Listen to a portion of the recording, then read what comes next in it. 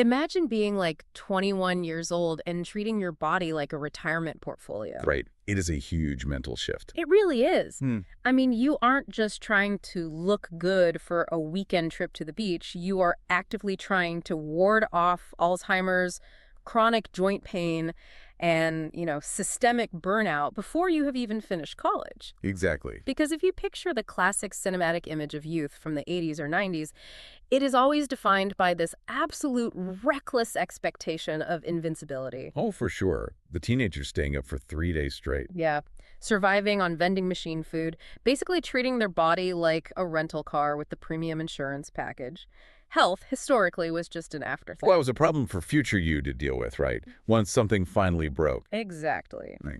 But today, we are looking at the death of that trope. A complete reversal. I mean, for previous generations, health was almost entirely reactive. You basically ignored your body until a check engine light came on. Right, a pain or a diagnosis. Yeah, a crisis. And then you scrambled to fix it. But today, the demographic we call Generation Z has flipped that model entirely on its head. They really have. They're tracking REM sleep cycles, analyzing macronutrient timing, and literally negotiating therapy stipends in their first job interviews. It is a profound psychological and economic paradigm shift. It is. And welcome to today's deep dive, where we are investigating how an entire generation is radically reinventing the global wellness industry. It's such an exciting topic. It really is. And to help us navigate this, we are drawing from a fascinating academic and market analysis by Berger de Fémynie. She is the founder of Biopilates Paris, a podcaster, and an instructor. Yes, exactly. And her work synthesizes global data from a massive McKinsey study titled The Future of Wellness. Our mission today is to understand why this shift is happening, how it is transforming everything from our phone algorithms to corporate HR policies, and really why this matters directly to you. Because it does impact everyone, eventually. 100%. Whether you are trying to market a product, understand your younger colleagues, or, perhaps just borrow a bit of this mindset to upgrade your own life, there is a lot to uncover. Definitely. Okay, let's unpack this. Where did this sudden obsession with preventative aging actually come from? Well, it fundamentally starts with their baseline exposure to information. Think about a baby boomer or a Gen X consumer. Right. Their primary source of health information was a scheduled visit to a general practitioner. But Gen Z has grown up with the entirety of the world's medical and psychological data right in their pockets. Yeah, from day one, basically. Exactly. They haven't just been exposed to physical fitness trends. They have been steeped in the language of psychology, trauma, and chronic illness since childhood. I mean, they didn't have to wait to discover what a panic attack was at age 40 because they were watching video essays about cortisol levels at age 14. Which completely changes your risk assessment. And then we have to factor in the ultimate catalyst, which was the COVID-19 pandemic. Oh, absolutely. The pandemic acted as a massive magnifying glass on human vulnerability. It didn't just highlight physical risk. It forcibly isolated a highly social generation during their most crucial developmental years. Which massively exacerbated mental health issues. Yes, triggering an epidemic of profound loneliness. They learned very early and very harshly that mental balance isn't some secondary luxury you pursue on a weekend yoga retreat. Right, it's not just a nice to have. No, it is a fundamental prerequisite for basic physical health. And the numbers back up just how aggressively they are acting on that lesson. The McKinsey data we are looking at highlights a staggering statistic. 56% of U.S. Gen Z consumers consider fitness to be a very high priority. Wow. Yeah. And when you look at the average across all consumers, it sits at just 40%. They are making compounding long-term investments early. I keep thinking about it like financial planning. That's a great way to look at it. Right. Because if you start investing in a 401k at age 20, the compound interest is massive. They are applying that exact same logic to their circadian rhythms and joint mobility. So true. In sociology and psychology, we explain this mechanism through something called the health belief model. Okay, what is that exactly? Well, this framework dictates that a person's willingness to change their behavior depends on a few specific variables. First, how susceptible they think they are to an illness. Makes sense. Second, how severe they believe the consequences will be.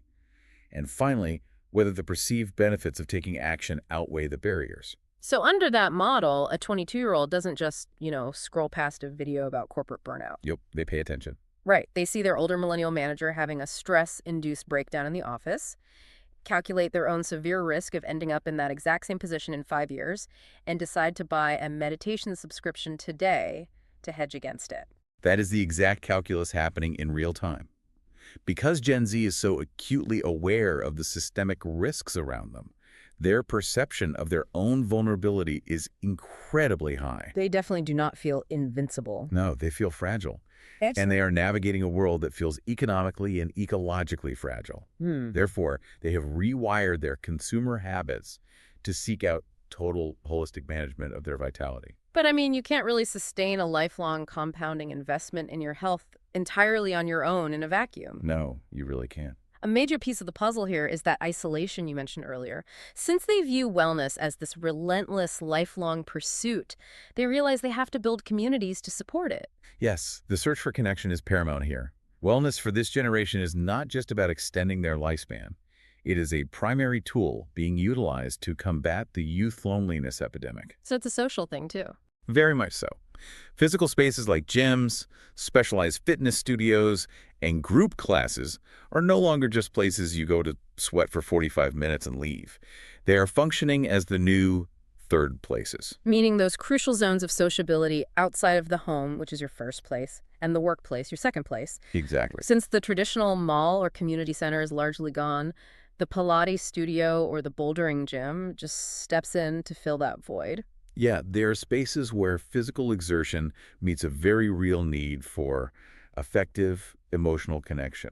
You share a struggle, you release endorphins together, you build a micro-community. That sounds really positive. It is. But the truly revolutionary aspect of Gen Z's approach is how this physical reality is hybridized with the digital world. The massive influence of social platforms, very specifically sub-communities like FitTalk on TikTok, creates an ecosystem where the physical and digital are completely intertwined. FitTalk is such an interesting phenomenon because it totally democratizes the concept of wellness. It really does open it up. Yeah, I mean, you don't need to hire an expensive personal trainer in a luxury gym anymore. You just open an app, and suddenly you have unlimited access to thousands of hyper-specific routines, nutritional breakdowns, and mobility guides. It completely normalizes taking care of yourself. It does. But wait, I have to push back on this based on the research, because there is a pretty glaring contradiction here. Okay, let's hear it. If a major pillar of their wellness journey is about protecting their mental health and escaping anxiety, isn't spending 3 hours a day on an algorithmic feed, comparing their bodies to heavily edited fitness influencers, totally counterproductive? You're hitting on a major conflict. Right. I mean, are they actually curing their loneliness and getting healthy, or are they just performing health for an audience and absorbing all these toxic aesthetic pressures? What's fascinating here is that the source material tackles this exact paradox head-on. You are hitting on the core tension of modern wellness. Because it seems exhausting. It is a massive double-edged sword. On one side, yes, these platforms offer profound empowerment. They give young people the vocabulary to understand their bodies and take control of their health narratives outside of traditional medical establishments. But on the other side... On the other side, the algorithms thrive on comparison. The constant exposure leaves them incredibly vulnerable to hyper-curated, toxic aesthetic standards that masquerade as wellness, but are really just about obsessive bodily control. So why do they stay? Why stay in that loop? To understand why they willingly stay in this loop despite the anxiety it causes, we have to talk about health capital. Health capital. So like social capital or financial capital, but minted through your wellness routine. Precisely the concept. Health capital is a highly valuable symbolic social currency. Okay, tell me more. Well, in a hyper-connected digital-first world, how do you signal to your peers that you are disciplined, successful, and put together? You broadcast your wellness. Ah, I see. It's the difference between quietly going for a jog in an old t-shirt versus posting a beautifully lit photo of your $8 iced matcha latte sitting next to your Oura Ring sleep data on your Instagram story. No. One is just exercise, but the other is minting social currency. Oh, wow. That makes so much sense. By broadcasting it, you are proving your worth to the tribe. You are gaining belonging and validation. Exactly. It's an incredibly intimate pursuit, your physical health, turned into a highly performative public broadcast to secure your place in the social hierarchy. And they operate with a dual mindset. They genuinely want the authentic benefits of holistic health, like better sleep and less anxiety. Right. But they are simultaneously trapped in a system where demonstrating that health is required for social validation. And if wellness is now the primary social currency for an entire generation, I mean, it was only a matter of time before the corporate world realized they needed to start trading in it. Oh, absolutely. If a brand wants to sell to Gen Z, or if a company wants to hire them, traditional tactics are just completely obsolete. The economic ripple effect is massive. Brands are quickly learning that functional marketing is dead for this demographic. Yeah, you can't just list the features anymore. Right. You can no longer just say, buy our running shoe, it has good arch support. Hmm. You have to offer a highly personalized, tech-driven ecosystem. Like what?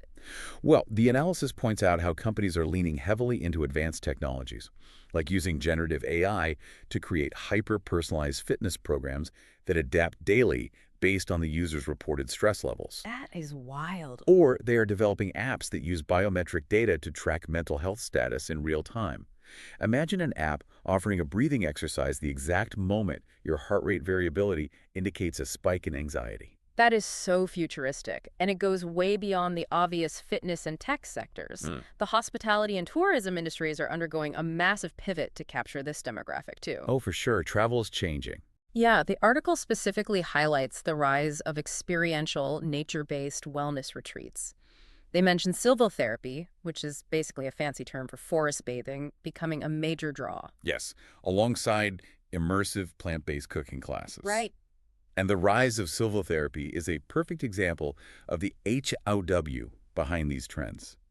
Why does a hyper-digitized generation crave walking silently through a forest? Well, it sounds nice, honestly. It does, but it is a physiological intervention. They are living in a state of constant sensory overload and sympathetic nervous system activation. That fight or flight mode, right. Yes, the fight-or-flight mode driven by constant notifications and algorithmic scrolling.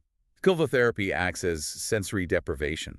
It forces the parasympathetic nervous system, the rest and digest mode, to take over. Ah, got it. The travel industry isn't just selling a vacation anymore. They are selling an antidote to the user's daily digital existence. Here's where it gets really interesting to me, though. We are talking about consumer brands, but this shift is arguably most disruptive inside the workplace. Oh, without a doubt. Think back to the millennial tech boom era of the 2010s. The ultimate corporate flex, the way a company proved they were a great place to work, was like the ping pong table in the break room. The cold brew on tap. Exactly. The free pizza on Fridays.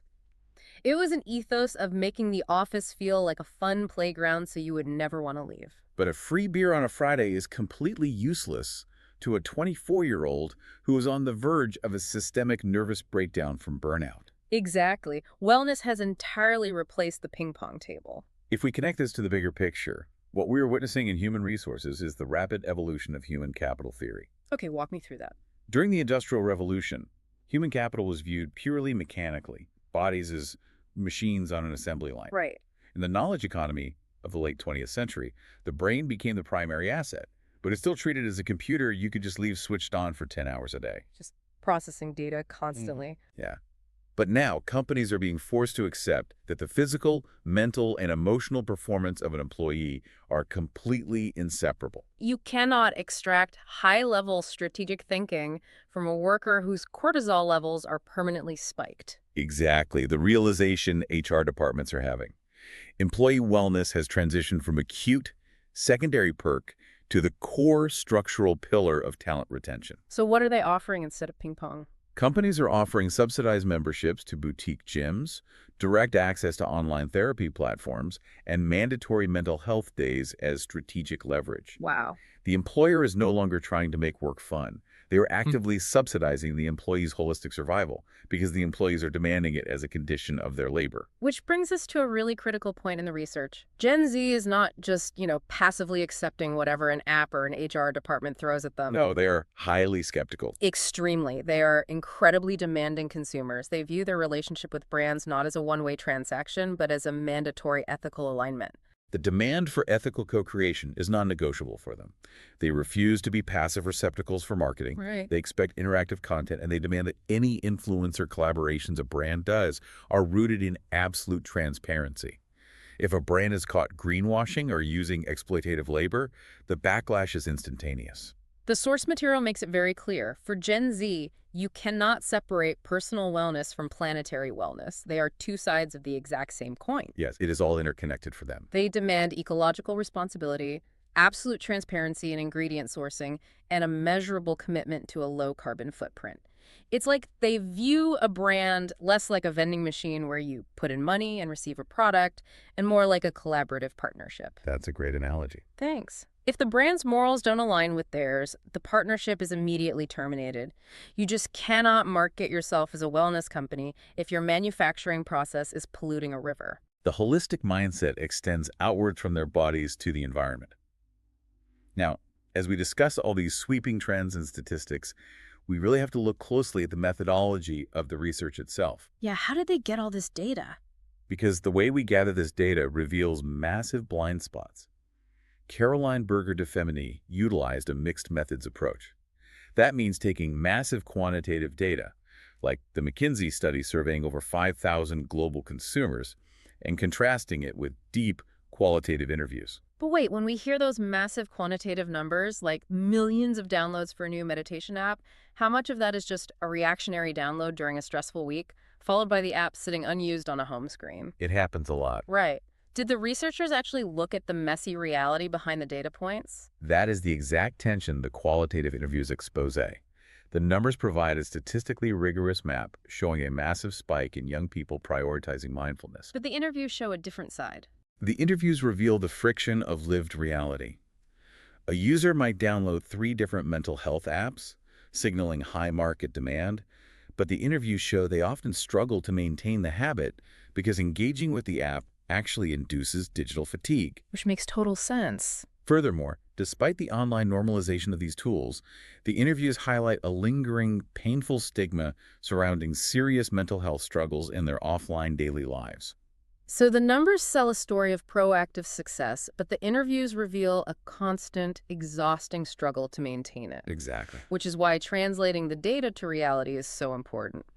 The author also points out some pretty severe limitations regarding who is actually represented in this wellness revolution, right? This raises an important question about the nature of the data we consume. The study acknowledges significant geographical limitations. Like where? The McKinsey data is heavily reliant on consumers in the United States, the United Kingdom, and China. While those are massive economic engines, they absolutely do not represent the global spectrum of youth culture. Even more critically, the analysis points out a profound lack of intersectional analysis within the data. We have to remember this data is skewed by economics. It's incredibly easy to say an entire generation prioritizes wellness when you are surveying affluent college students who can afford a $30 a month digital therapy subscription, a smart ring, and organic groceries. Exactly the point. But for a lower income kid working 2 shifts just to make rent, wellness doesn't mean forest bathing. It might just mean trying to get 6 hours of uninterrupted sleep in a noisy apartment. The blind spot is immense. It does not deeply explore how these behaviors change based on varying socioeconomic statuses, different cultural backgrounds, or among youth living with disabilities. Right. We have to ask critically, does this intense, highly digitized, app-driven wellness culture actually improve global public health? Or is it an ephemeral, anxiety-inducing consumer trend that fundamentally leaves marginalized youth behind? Because managing your health capital requires actual, literal capital. Yes, financial capital. Yeah. If we aren't careful, wellness remains a highly privileged, exclusionary concept that is simply disguised as universal self-care. That is such a vital caveat to keep in mind. We risk turning basic human health into a luxury lifestyle brand. Very true. So what does this all mean? If we pull all these threads together, we are looking at a generation that has taken the concept of wellness out of the sterile, reactive environment of the doctor's office and infused it into the very foundation of their existence. They've integrated it into everything. They have. They've woven it into the algorithms on their phones, the physical spaces where they socialize, the vacations they book, and the employment contracts they sign. They have dismantled the invincible youth stereotype and replaced it with a philosophy of health that is hyper-proactive, deeply communal, heavily digitized, and inextricably tied to environmental ethics. They have elevated physical and mental well-being from a secondary chore to the absolute foundational pillar of their identity and their participation in the economy. And for you listening, whether you are a marketer trying to figure out how to authentically reach this demographic, a manager trying to hire and actually retain young talent without burning them out, or just someone looking to borrow a bit of this compounding, proactive mindset to upgrade your own daily routine, There is a massive lesson here. A huge lesson. You can no longer treat well-being as a side hustle or an afterthought. It is a holistic, non-negotiable requirement for navigating the modern world. It is the new baseline. Yeah. And as we watch Gen Z continue to push and redefine these boundaries, I will leave you with a final thought to mull over. Okay, let's hear it. If an entire generation is spending their 20s obsessively managing their health capital, tracking every biometric data point, and optimizing their longevity through AI algorithms, what will the very concept of aging look like 50 years from now? Oh, wow. Will getting older simply become a highly curated, anxiety-driven data project to be managed daily? And if so, what happens to the unpredictable, messy beauty of simply letting life happen?